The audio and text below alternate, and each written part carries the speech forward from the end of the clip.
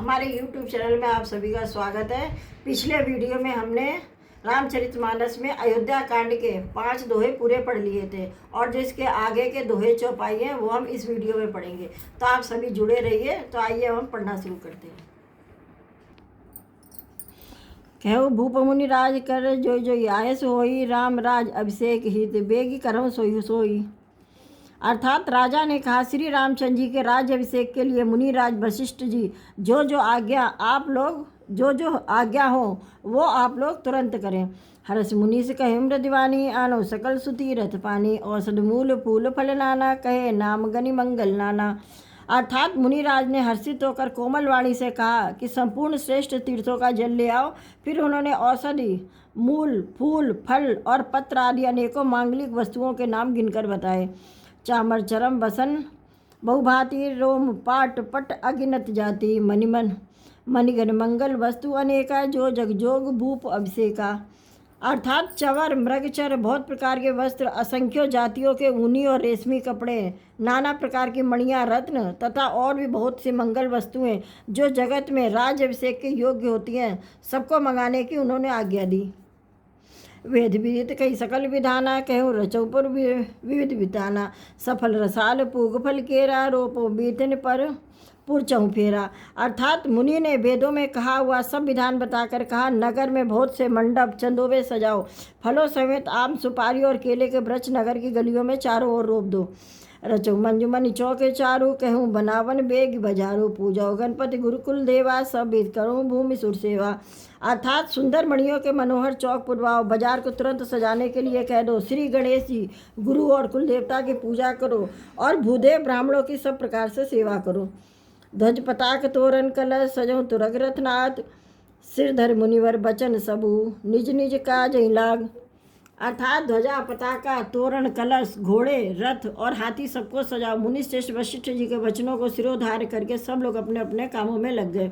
जो मुनि जय आयस दीना, सो तहि काज प्रथम जनु की ना, विप्रसाद सुर पूजत राजा, करत राम हित मंगल काजा। यानी मुनीश्वर ने सबको जिसको जिस काम के लिए आज्ञा दी उसने वह काम उतनी ही शीघ्रता से कर डाला मानो पहले से ही कर रखा हो। राजा, ब्राह्मण, साधु और देवताओं को पूज रहे हैं और श्री रामचंद्र जी के लिए समंगल कार्य कर रहे हैं। सुनत राम अभिषेक सुहा, बाज गहागह अवध बधावा, राम सिय तन सगुन सजाए, पर कई मंगल अंग सुहाए। अर्थात श्री रामचंद्र जी के राज्यभिषेक की सुहावनी खबर मिलते ही अवध भर में बड़ी धूम से बधावे बजने लगे। श्री रामचंद्र जी और सीता जी के शरीर में शुभ शकुन सूचित हुए, उनके सुंदर मंगल अंग फड़कने लगे। पुलक सप्रेम परस्पर कहें, भरत आगमन सूचक हैं, भय बहुत दिन अत्य विशेरी, सगुन प्रतीत भेंट प्रिय केरी। अर्थात पुलकित होकर वे दोनों एक प्रेम सहित एक दूसरे से कहते हैं, यह सब शकुन भरत के आने की सूचना देने वाले हैं। उनको मामा के घर गए बहुत दिन हो गए, बहुत ही अवसेर आ रही है, बार बार उनसे मिलने की मन में आती है। शकुनों से प्रिय भरत के मिलने का विश्वास होता है। भरत सरिस प्रिय को जगमाई, यही सगुन फल दूसर नाई, रामय बंद सोच दिन राती, अंडनी कमट हृदय यही भांति। अर्थात और भरत के समान जगत में हमें कौन प्यारा, शकुन का बस यही फल है, दूसरा नहीं। श्री रामचंद्र जी को अपने भाई भरत का दिन रात ऐसा सोच रहता है जैसे कछुओं का हृदय अंडों में रहता है। यही अवसर मंगल परम सुनि रसेहु निवास, सोबत लख विध बढ़त जनु, बारिद बीच बिलास। अर्थात इसी समय यह परम मंगल समाचार सुनकर सारा रनिवास हर्षित हो उठा, जैसे चंद्रमा को बढ़ते देखकर समुद्र में लहरों का विलास आनंद सुशोभित होता है। प्रथम जाई जिन बचन सुहाए, भूषण बसन भूरि तिन पाए, प्रेम पुलकितन मने अनुरागी, मंगल कलश सजन सब लागी। अर्थात सबसे पहले रनिवास में जाकर उन्होंने ये वचन समाचार सुनाए। उन्होंने बहुत आभूषण और वस्त्र पाए, रानियों का शरीर प्रेम से पुलकित हो उठा और मन प्रेम में मगन हो गया। वे सब मंगल कलश सजाने लगे। चौके चारों सुमित्रापुरी, मन में विविध भांति अतिरूरी, आनंद मगन राम महतारी, दिए दान बहु विप्रहकारी। यानी सुमित्रा जी ने मणियों रत्नों के बहुत प्रकार से अत्यंत सुंदर और मनोहर चौक पूरे किए। आनंद में मग्न श्री रामचंद्र जी की माता कौशल्या ने ब्राह्मणों को बुलाकर बहुत दान दिए। पूजी ग्राम देवी सुरनागा, कहूँ बहोरी देन बलि भागय जय विधोय राम कल्याणु तेई दया करि सो वरदानु। यानी उन्होंने ग्राम देवियों देवताओं और नागों की पूजा की, फिर बलि भेंट देने को कहा, अर्थात कार्य सिद्ध हो जाने पर फिर पूजा करने की मनोती मानी और प्रार्थना की कि जिस प्रकार से रामचंद्र जी का कल्याण हो दया करके वही वरदान दीजिए। गावे मंगल कोकिल बहनी विद बदनी मृग सावक नयनी। यानी कोयल किसी मीठी वाणी वाले, चंद्रमा के समान मुख वाली और हिरण के बच्चे के नेत्र वाली स्त्रियां मंगल गान करने लगी। राम राज अभिषेक सुनी ही हर्षे नर नारी लगे सुमंगल सजन सब विधि अनुकूल विचार। यानी श्री रामचंद्र जी का राज्य अभिषेक सुनकर सभी स्त्री पुरुष हृदय में हर्षित हो उठे और विधाता को अपने अनुकूल समझकर सब सुंदर मंगल साज सजाने लगे। तो नरना वशिष्ठ बुलाए राम धाम सिख देन पठाए, गुरु आगमनु सुनत रघुनाथा द्वारे आई पदनाय उमा था। अर्थात जब राजा ने वशिष्ठ को बुलाया और शिक्षा समयोचित उपदेश देने के लिए श्री रामचंद्र जी ने महल में भेजा, गुरु का आगमन सुनते ही श्री रघुनाथ जी ने दरवाजे पर आकर उनके चरणों में मस्तक नवाया। सादर अर्घ देई घरे आने, सोरे भात बूझ मन सन्माने, गए चरण सिय सहित बहोरी बोले राम कमल कर जोरी। अर्थात आदर पूर्वक अर्घ्य देकर उन्हें घर में लाए और षोडोपचार करके पूजा करके उनका असम्मान किया। फिर सीता जी सहित उनके चरण स्पर्श किए और कमल के समान दोनों हाथों को जोड़कर श्री राम जी बोले, सेवक सदन स्वामी आगमनु मंगल मूल अमंगल दमनु। तदपि उचित जन बोली सप्रीति पठे काजनाथ असनीति। यानी यद्यपि सेवक के घर स्वामी का पधारना मंगलों का मूल और अमंगलों का नाश करने वाला होता है, तथापि हे नाथ उचित तो यही था कि प्रेम पूर्वक दास को ही कार्य के लिए बुला भेजते, ऐसी ही नीत है। प्रभुताकीन स्नेह भय पुनीत आज आयस हो सो करो गोसाई सेवक लय स्वामी सेवकाई। यानी परंतु प्रभु ने प्रभुता छोड़कर यानी स्वयं यहाँ पधार कर जो स्नेह किया, इससे आज यह घर पवित्र हो गया। हे गोसाई आप जो आज्ञा दे मैं वही करूँ, स्वामी की सेवा में ही सेवक का लाभ है। सुनि स्नेह साने बचन मुनि रघुवर ही प्रशंस, राम कसना तुम कहो अस हंस बंस अवतंस।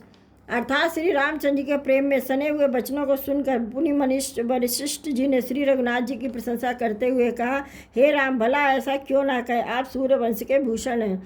वरिन राम गुण शील स्वभाव बोले प्रेम पुलिक मुंडराहो, भूप सजेऊ अभिषेक समाजु चाहत देन तुम्हें जुबराजू। अर्थात श्री रामचंद्र के गुण शील और स्वभाव का बखान देखकर मुनिराज प्रेम से पुलकित होकर बोले, हे रामचंद्र जी राजा ने राज्य अभिषेक की तैयारी की है, वे आपको युवराज पद देना चाहते हैं। राम करहु सब संजम आज जो विधि कुशल निवाहे काजू, गुरु सीख दे राय पई गए हूँ राम हृदय अस विस्मय भयऊ। अर्थात इसलिए हे राम जी आज आप उपवास हवन आदि विधि पूर्वक सब संयम कीजिए, जिससे विधाता कुशल पूर्वक इस काम को निवाह कर दे यानी सफल कर दे। गुरु जी शिक्षा देकर राजा दशरथ जी के पास चले गए। श्री रामचंद्र जी के हृदय में यह सुनकर बात का खेद हुआ। जन्मे एक संग सोई भाई, भोजन सैन केली लड़काई, करण भेद उपवीत बिहा, संग संग भय संग संग सब भये उछा।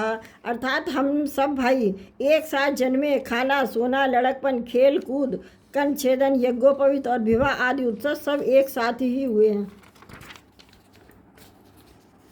विमल वंश ये अनुचित एक बंधु बिहाई बढ़ई अभिषेकु, प्रभु सप्रेम पचितानि सुहानी हरऊ भगत मन के कुटलाई। अर्थात पर इस निर्मल वंश में यही एक अनुचित बात हो रही है कि सब भाइयों को छोड़कर राज्याभिषेक एक बड़े का यानी मेरा ही होता है। तुलसीदास जी कहते हैं कि प्रभु श्री रामचंद्र जी का यह सुंदर प्रेम पूर्ण पछतावा भक्तों के मन की कुटिलता को हरण करे। तही अवसरा ये लखन मगन प्रेमी आनंद सन्माने, प्रिय वचन कही रघुकुल के रवचंद। अर्थात उसी समय प्रेम और आनंद में मगन लक्ष्मण जी आए। रघुकुल रूपी कुमुद के खिलाने वाले चंद्रमा श्री रामचंद्र जी ने प्रिय वचन कहकर उनका सम्मान किया। बाजे बाजने विविध विधाना, पुर प्रमोद नहीं जाई बखाना, भरत आगमन सकल मनावे आवो बेग नयन फल पावई। अर्थात बहुत प्रकार के बाजे बज रहे, नगर के से आनंद का वर्णन नहीं हो सकता है। सब लोग भरत जी का आगमन मना रहे हैं और कह रहे हैं कि वे शीघ्र आवे और राज्याभिषेक उत्सव देखकर नेत्रों का फल प्राप्त करें। हाट बाट घर गली अताई, कहीं परस्पर लोग लोवाई, काली लगन भली कह दिगबारा, पूजय विधि अभिलाष हमारा। अर्थात बाजार रास्ते घर गली और चबूतरों पर जहाँ तक पुरुष और स्त्री आपस में यही कहते हैं कि कल वह शुभ लग्न मुहूर्त कितने समय का है जब विधाता हमारी अभिलाषा पूरी करेंगे।